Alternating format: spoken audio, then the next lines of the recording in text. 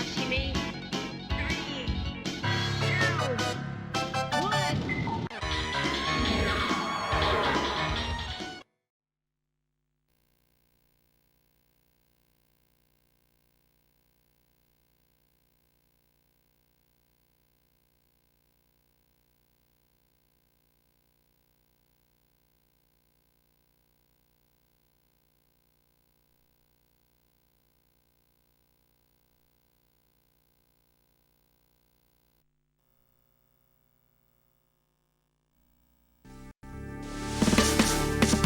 Commander Darius, we have a code-red distress signal from Outpost 88. We have no time to lose, Lieutenant. Dispatch a squad of our finest Marines. Buckle up, meatheads! Prepare for half a boost! Approaching now, sir. I have a bad feeling about this. Xeno.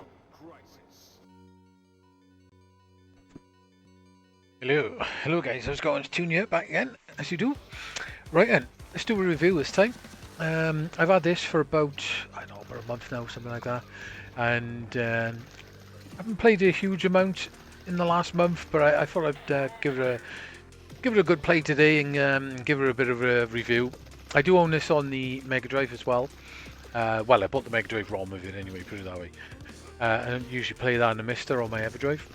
So, Xeno Crisis, originally a Kickstarter. They came out in 2018, I think it was, and it was originally for the Mega Drive version. I'm pretty sure they had other versions planned on the Kickstarter if it got fully funded, which it did. And a year later, in the October of 2019, they actually released it on the Mega Drive, and since then it's been released on almost everything. So, if you want to play this game, pretty much if you've got a Mega Drive, you can buy the cartridge or you can buy the ROM, play it on your Mister, play it on your Everdrive, whatever. You can play it on Windows, it's on Steam, Mac OS it's on, you can play it on Linux. It's even on Dreamcast, you can buy the CD of it, which is pretty cheap, I think. Xbox One, PlayStation 4, even come out in the Vita, which is nuts. NeoGeo, which has just come out lately, so you can play this on AES, MVS cartridge or NeoGeo CD like I'm playing. It got a release on the Evercade as well. It released on a cartridge with I can't remember the name of it. There's a platform game of like a little fox that jumps around and does puzzles and stuff.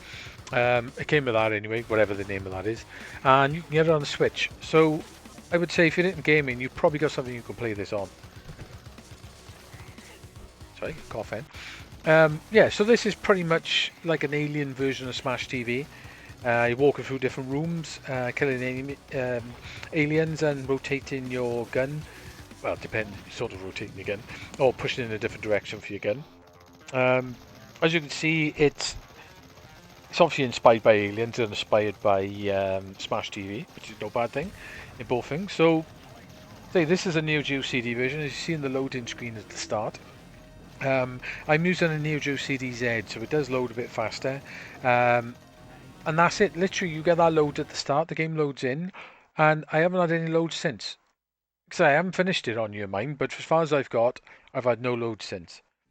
So, how you play this game, because the NeoGeo's got a bit of a limited buttons, you hold down B button to fire, and this has sort of got like two control systems in one. You hold on B to fire, you hold down, I think it's A to chuck your grenade, or it's A to roll and C to chuck your grenade. The D button is a dedicated button for hand slashing the aliens, which I don't think is on any other version. It like automatically does it. But what you can also do, if you hold down fire and press A or C, you can rotate your guns around you. Sort of like, I don't know, bloody Forgotten Worlds or something if you were playing it on an emulator. So that's pretty interesting. There's two control systems in one, and it does actually work quite nice. The modern console or computer versions of this, because you've obviously got twin stick controllers, you can play this as a twin stick shooter, which works really nice. So you either use the rotating system on this to aim, or you push your character in the direction and hold on the button, and that's how he locks the fire in. It's always set to hard, that is the default difficulty, and easy. Audio options, you got your music, turn it on and off, your announcer. You can play some of the music tracks. Shout out to the music in this game as well, it's pretty exceptional. Is it the music in this version, because it's the CD version, I think it's the original recordings of the music before it was like made into chip tunes for the Mega Drive. So the music is really crisp. All other versions, the modern versions, do have this music as well, but I think it sounds even nicer on here. So I don't know whether because it's on CD you get in the full Red Book audio version, so you can like mess around with the voices and sound effects. You can change the language, so we'll put it in English anyway. I don't know what Nihongo is, but we'll put it in English because I bought the Japanese version because I've got Japanese NeoGeo CD. So it does save your level where you got to on the CD as well, which is quite handy, like a memory card. 2 characters to choose from. Basically, you can push up or down, and you can get a blue or a green version. They're pretty much exactly the same.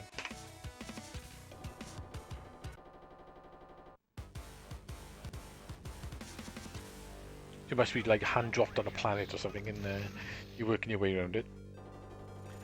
So this plays very much like Smash TV. So pretty much you aim, chuck yourself in a position. I didn't change my controls then either, so I got backwards controls again. Well, we'll go with it.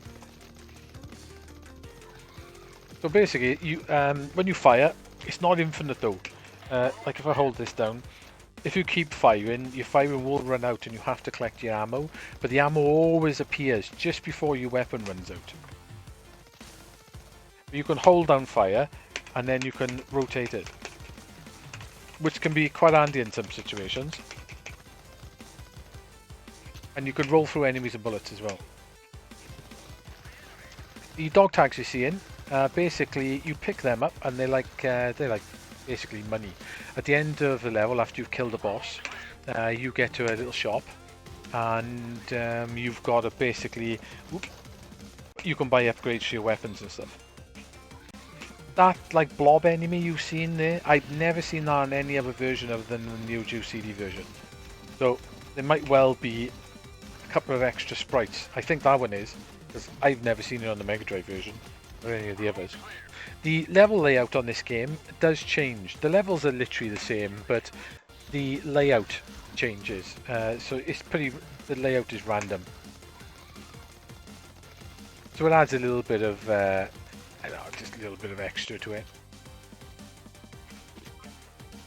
A little bit of it's not so much replayability because it doesn't change the game. It just, the room layout is a little bit different. You don't have to go every room in this game. It's just I do, because then you end up getting more dog tags essentially, which is very handy for the end of level.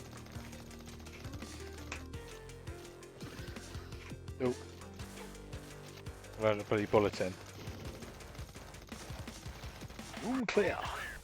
The graphics in this game, that's one thing I mentioned. The little pickups, the little guys you pick up, on this version, there's some extra ones. So you've got your soldiers and your guys and things like that, and you've also got the little Einsteins. And I'm sure there's a little bit more variety in some of the characters as well. A little bit more colours and stuff than other versions. The blood on the walls and stuff doesn't seem to be in the other versions either. I think that's a bit of a NeoGeo one. Plus also the animation when they kill the enemies and they burst into blood. I'm pretty sure that it's different on the NeoGeo.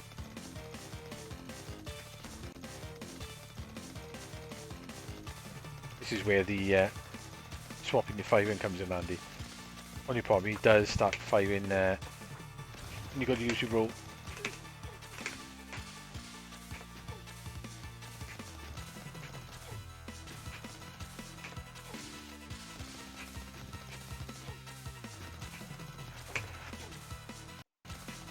Say bosses are quite tricky, especially his first boss is really tricky.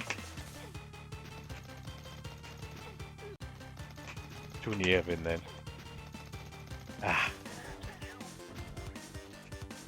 Change my character. The first boss is quite tricky.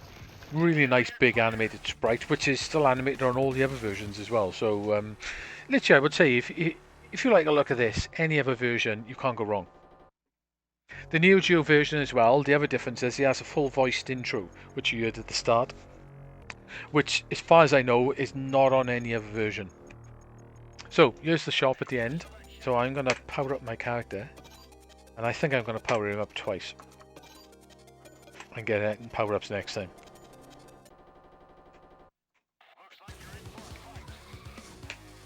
Wrong button. I've been used to playing it with slightly different buttons. That's funny.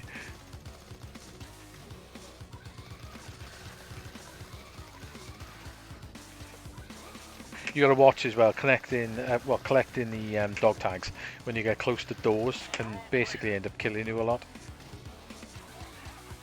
So there's 7 levels in this game. I haven't actually completed it yet. I managed to get to level 6.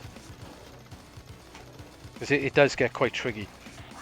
I could probably put an easy in, probably be a little bit easier, I suppose. But yeah, I managed to get to level 6.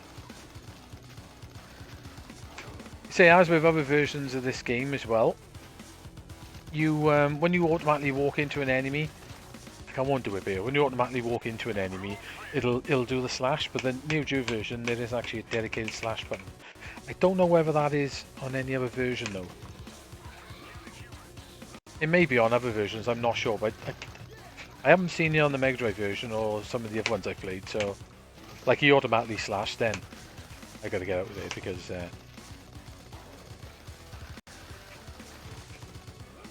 that's it, we're doing okay. See, I could go back now, I don't have to do these extra rooms, but to be honest, it's worth doing them for just to basically get the extra dog tags. The points of that don't really matter so much.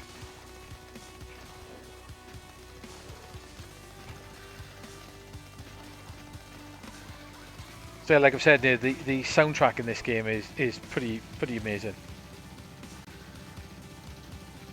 The weapon pickups you get, there's various different ones. You've got you've got basically a minigun like I've got now. You've got a shotgun, which is okay. You've got a rebounding fire, which is very handy. Not super powerful, but handy. There's also a laser gun, which is very good as well. And there's like a power-up charge gun, which I hate. I do not like the charge gun at all.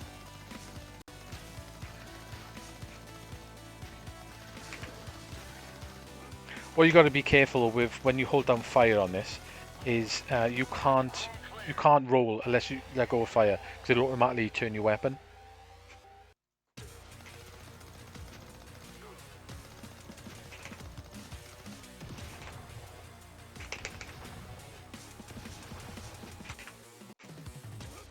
This boss can be a bit tricky as well. Now I haven't got a.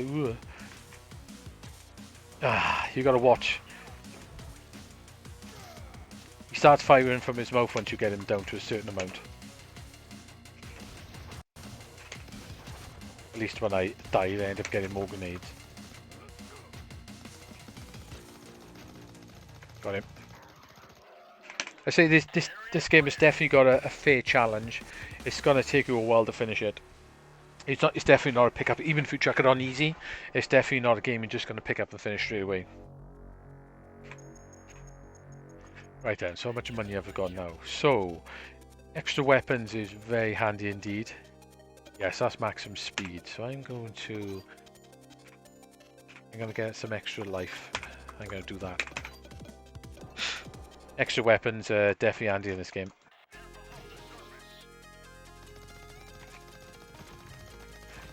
This level could be hard, so you've got to track all the enemies.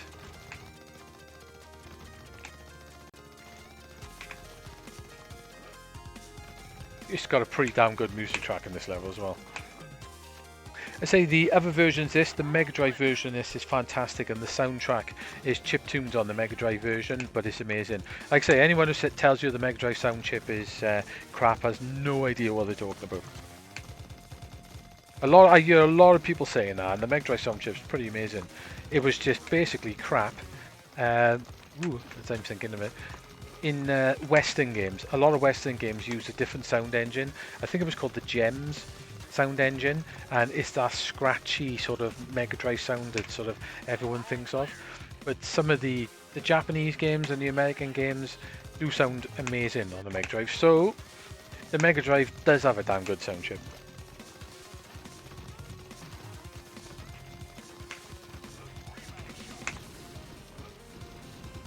Yeah, I do hear a lot of people saying that. It's just terrible. No, have you heard Streets of Rage? Have you heard some half of the Japanese shooters and various other things out there? How good they sound. So, and this game sounds exceptional on the Mega Drive as well.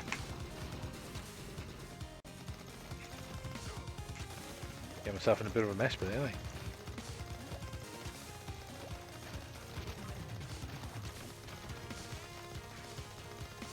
At least my ammo is lasting a lot longer.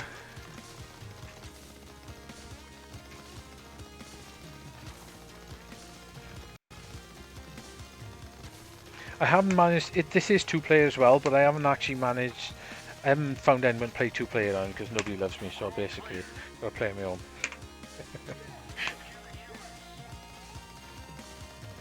I say it does play rather well. And if you get the other versions of this game, you can use it as a proper twin stick shooter, which is probably the ideal way of playing this game, to be honest. But not to say that these controls, like on here and the Mega Drive, they work as well. I'm starting to get quite used to these controls now.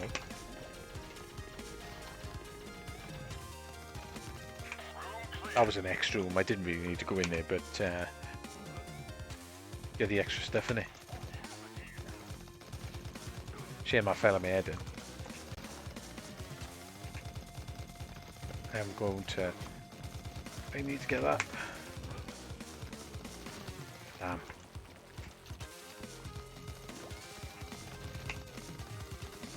This also works rather well on the NeoGeo pad. Have a different character. I say the character section means nothing essentially.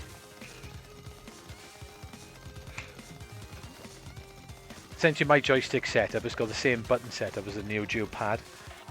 So I quite like that setup and it works fine. In fact, it's quite nice on the NeoGeo pad. The NeoGeo pad is really nice for rotating things around, so... damn, but he fired all the way up here then. I got my ass kicked here.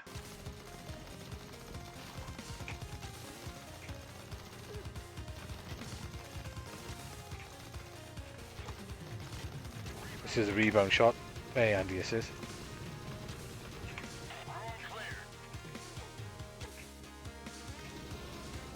There's no boss on this level.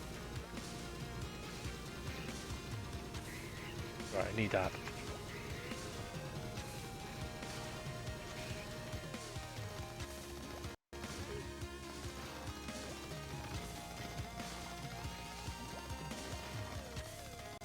God, I wouldn't mind getting that.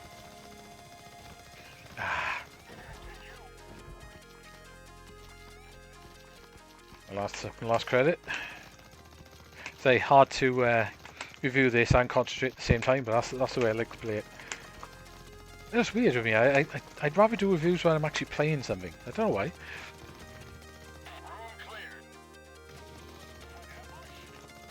Alright, great. I've got to get over there now. We'll have the extra energy.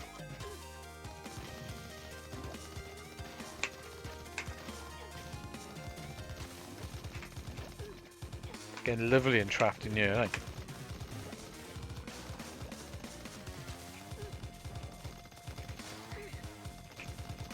Got me. But anyway, guys, so that's Xeno Crisis on the NeoGeo CD.